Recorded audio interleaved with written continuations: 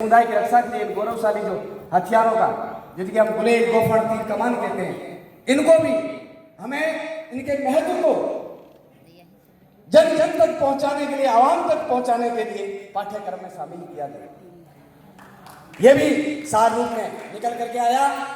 इसके साथ आदिवासियों की जो आविष्कारिक जीवन शैली रही है, आज दिन तक मैं भी पढ़ा, आप सभी पढ़े, किसी भी किताब में यह नहीं पढ़ाया गया कि अग्नि का आविष्कार किसने किया, आदिवासियों ने किया। किसी को भी यह नहीं पढ़ाया गया कि पहिए का आविष्कार किसने किया, जिस पर हम फॉर्च्यूनर ऑडी गाड़ियों में चढ़ चढ़ के यहां पहुंचे, उस पहिए का आविष्कार किसने किया, आदिवासियों ने किया। इतना ही नहीं, आज हम जो नीट एमबीबीएस की बातें करते हैं, डॉक्टर चिकित्सा पद्धति पे जो गर्व महसूस करते हैं, इस चिकित्सा जीवन पद्धति का सबसे पहले आविष्कार, जिसे हम आयुर्वेद भी कहते हैं, इस आयुर्वेदिक जीवन पद्धति का आविष्कार किसने किया था, आदिवासियों ने किया था। सिर्फ इतना ही नहीं, आज हम जो अन्न उपजा करके अपना पेट भर रहे हैं, ये खेती बाड़ी करने का आविष्कार किसने किया था, आदिवासियों ने किया था। इतना ही नहीं, जिस प्रकार से आप बढ़ाना भैया, सबसे बड़ा रुपया व्यापार में लगा हुआ, हर इंसान चाहता है मेरे पास ज्यादा धन दौलत हो, ये व्यापार की तरकीब, ये वस्तु विनिमय का आविष्कार किसने किया था, हम आदिवासियों ने किया था। एक क्षेत्र का उत्पादन होता था, दूसरे में नहीं होता था, तो इस क्षेत्र का देकर के उससे लाते थे, उस क्षेत्र का देकर के आपस में जो वस्तु विनिमय होता था, इसका आविष्कार हम आदिवासियों ने किया था। दुर्भाग्य से यह भी पढ़ाया नहीं गया। इन सारी चीजों को पाठ्यक्रम में शामिल किया जाए, एक ये सुझाव आया था, और इसके लिए हम सभी को मिलकर के संगठनात्मक रूप से शासन, प्रशासन, सत्ताओं, सरकारों तक ये मांग रखनी चाहिए, ताकि हमारे पाठ्यक्रम में ये सारी चीजें शामिल हो, तो उसका सर्वांगीण विकास होगा हर बच्चे का। ये बिंदु आया था। इसके साथ में एक महत्वपूर्ण बिंदु आया था कि प्राइमरी स्तर की एजुकेशन मातृभाषा में दी जाए, ताकि बच्चा सहजता से पारिवारिक माहौल के अंदर वो सीख सके। ये चीज भी आई कि मातृभाषा में प्रारंभिक शिक्षा दी जाए। इसके साथ में एक और महत्वपूर्ण बात आई, हमारे यहाँ काफी सत्ताधारी लोग भी बैठे हैं, बोगस आदिवासियों ने हमारी शिक्षा के अंदर जो मिल रहे हक और अधिकारों का हनन किया, तो बोगस आदिवासियों के निस्तारण के लिए, उस समस्या के समाधान के लिए सभी देश के तमाम संघ, संगठन, संस्थान, समितियां जो काम कर रहे हैं, सबको मिल करके एक रूपता बनाते हुए हमें शासन, प्रशासन, सरकारों सहित तमाम समाज शुभचिंतकों तक ये संदेश देना होगा कि जो असली आदिवासी है, उन तक शिक्षा समुचित रूप से पहुंचे। उसके लिए हमें ठोस कार्य योजना बनाकर उस पर काम करना चाहिए, और अपने अपने क्षेत्रों में जाकर ये सारे काम करेंगे। ये भी एक बिंदु आया। इसके साथ में एक बहुत ही महत्वपूर्ण बिंदु मातृशक्ति द्वारा भी यह दिया गया था कि वर्तमान में पूरे भारतवर्ष में एमडीएम चल रहा, मिड डे मील चल रहा है, और स्कूल के विकास के लिए एसएमसी और एसटीएमसी चल रही है, और वहां पर स्थानीय एसएमसी का अध्यक्ष जो है वो ग्रामीण किसी बच्चे का अभिभावक होता है, और उसके सदस्य 80 से 85% बच्चों के अभिभावक होते हैं। लेकिन आज दिन तक हमको एसएमसी, एसटीएमसी का बारे में कोई जानकारी नहीं है, एमडीएम के बारे में कोई जानकारी नहीं है, जबकि हमारे नेतृत्व में वो सारा चलता है, लेकिन 2-4 अध्यापक ही चलाते हैं।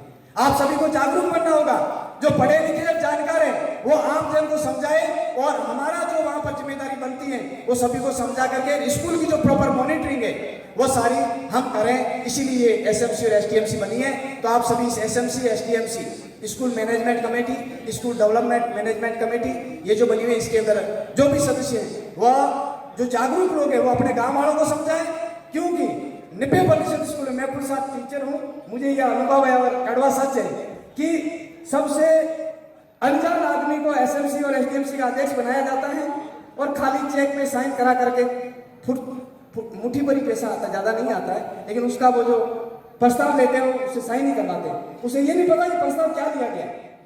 तो आप अपने अपने गाँवों में जितनी स्कूलें चल रही हैं वहां पर ये कोशिश करें आपके गाँव का सबसे जागरूक आदमी हो वो एसएमसी, एसटीएमसी का अध्यक्ष हो। इस प्रकार का भी एक प्रस्ताव आया।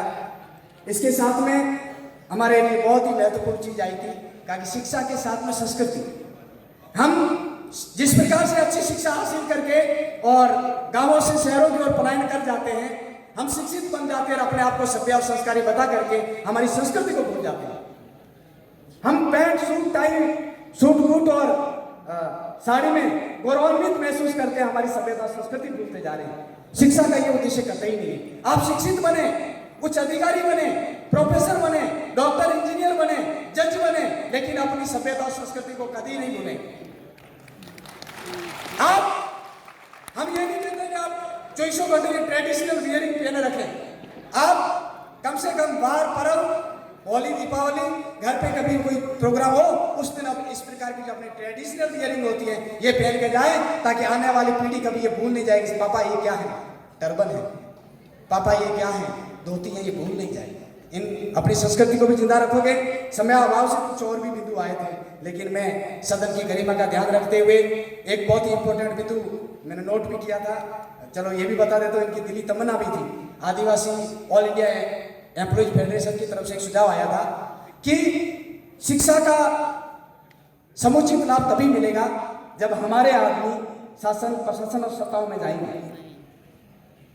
वैसे तो जाने के लिए बहुत सारे लोग जा रहे हैं, लेकिन हम सबको मिल करके हमारे अपने जागरूक, ज्ञाता, मुखर प्रवृत्ति के लोगों को चुन करके सत्ताओं में भेजें, ताकि वहां से जो शिक्षा की नीतियां बन रही है, जो एजुकेशन पॉलिसी होती है, हमारे लोग पॉलिसी मेकर कैसे बने, education policy maker, agriculture policy maker, animal policy maker, वहां पर जाकर के इस पॉलिसी निर्धारक बने, ऐसी व्यवस्था हमें करनी होगी। ये भी इनकी तरफ से सुझाव था कि हमारे लोग को वहां भेजा जाए ताकि वो हमारी शिक्षा नीति में शामिल है। आज दिन तक शिक्षा नीति कहां से बनती है, हमारा कोई आदमी वहां नहीं है। बहुत सारे बिंदु आए थे, मैं सदन की गरिमा का और समय का कदर करते हुए अपनी बात को यही सार रूप में संकलित करते हुए आप सभी सदन का जोहार अदा करता हूं। पुनः एक बार चाहूंगा जोरदार उद्घोष के साथ में इस सदन को समाप्त करूंगा मेरी बात को। आदिवासी एकता जिंदाबाद, आदिवासी एकता जिंदाबाद। एक तीर एक कमान, महिला पुरुष एक समान बोलना मैं ये कहना अच्छा करता हूँ। आदिवासी तो हम सब एक जैसे ही हैं। एक तीर एक कमान,